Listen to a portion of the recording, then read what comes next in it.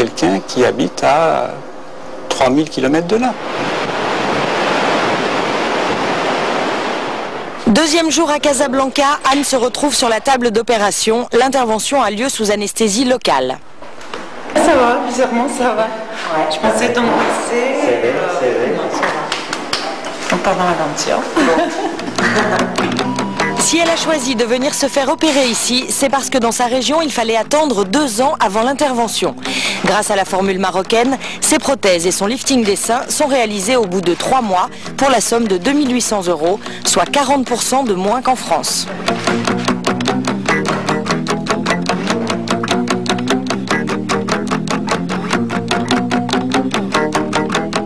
Trois heures plus tard et après plusieurs essais de différentes tailles, nous découvrons la nouvelle poitrine d'Anne.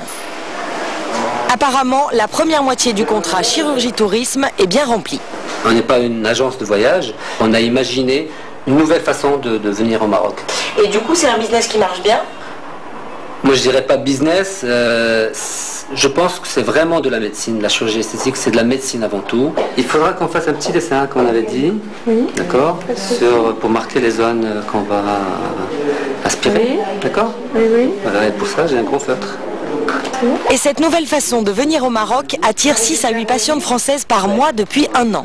Pour préserver sa crédibilité de médecin, le docteur a délégué la partie touristique à des partenaires. En fait, c'est un nouveau créneau qu'on aura investi avec le docteur Guessous. Donc c'est un créneau de tourisme entre guillemets médicalisé. On a effectivement établi un genre de partenariat qui est basé sur un package comprenant l'hôtel et la thalassothérapie, donc à tarif préférentiel. Début de la lipoaspiration pour Véronique. Dans cette clinique, 30% de la clientèle est étrangère, des patientes aisées, une manne financière pour l'établissement et pour le pays.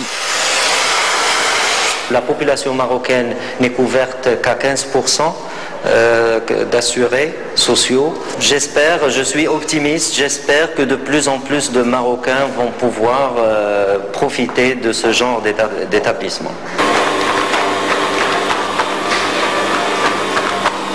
Ouais, je pense qu'il y a 1 litre de... C'est 1 litre. Ben, 1 litre, c'est à peu près moins d'1 kilo. À peu près. Parce qu'en fait, la graisse est plus légère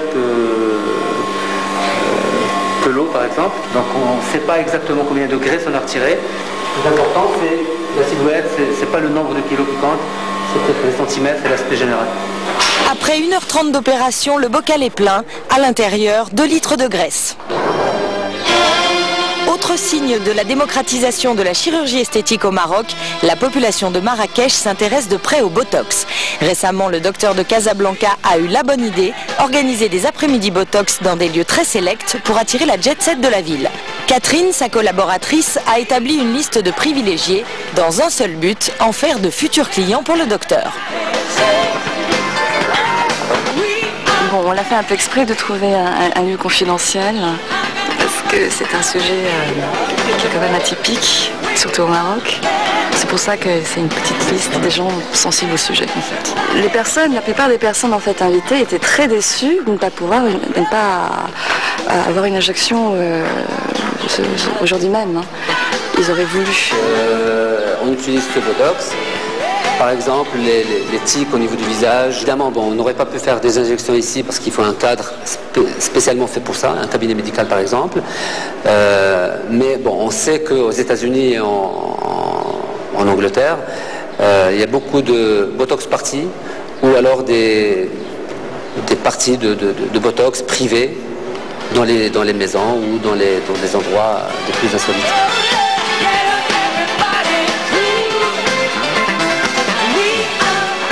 Le lendemain de l'opération, nous retrouvons Véronique et Anne dans leur chambre pour découvrir leur nouvelle plastique.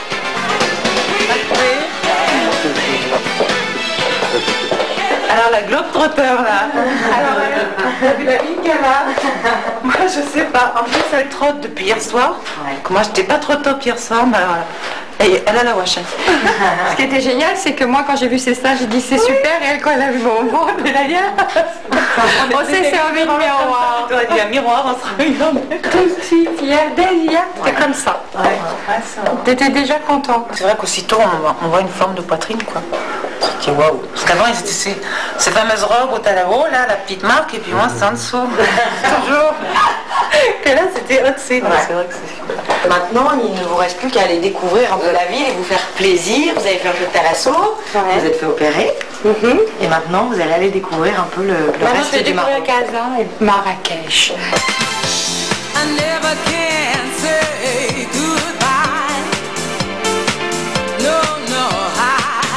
Un véritable accueil de princesse pour Véronique. Les plus beaux hôtels, les meilleurs riads et des guides réputés. Cette formule attire de plus en plus de patientes étrangères, à tel point que les autorités médicales françaises s'en préoccupent et tirent la sonnette d'alarme quant à l'environnement hospitalier au Maroc.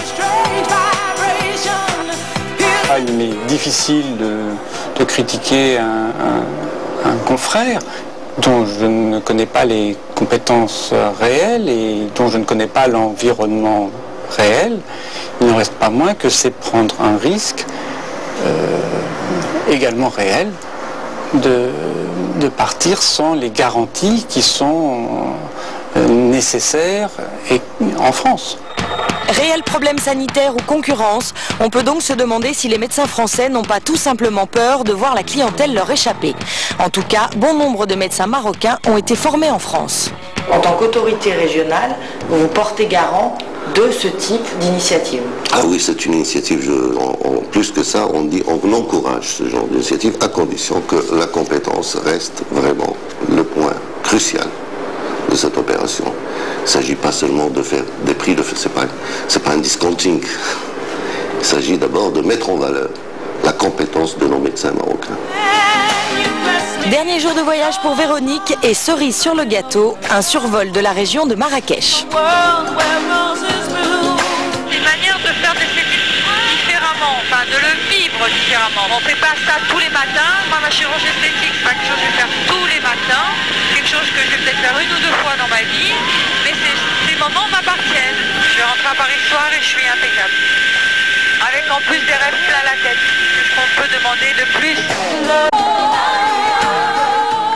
Voilà donc pour ce reportage au Maroc avec ces packages de chirurgie esthétique. François Perrogon, vous êtes président de l'AIME, donc Association d'information sur la chirurgie esthétique. Quels sont les inconvénients? Par exemple, retourner chez son médecin, c'est un peu plus compliqué. Alors si dans les suites opératoires, il y a le moindre pépin, qu'est-ce qui se passe? On reste sur place ou on prend l'avion pour venir en France?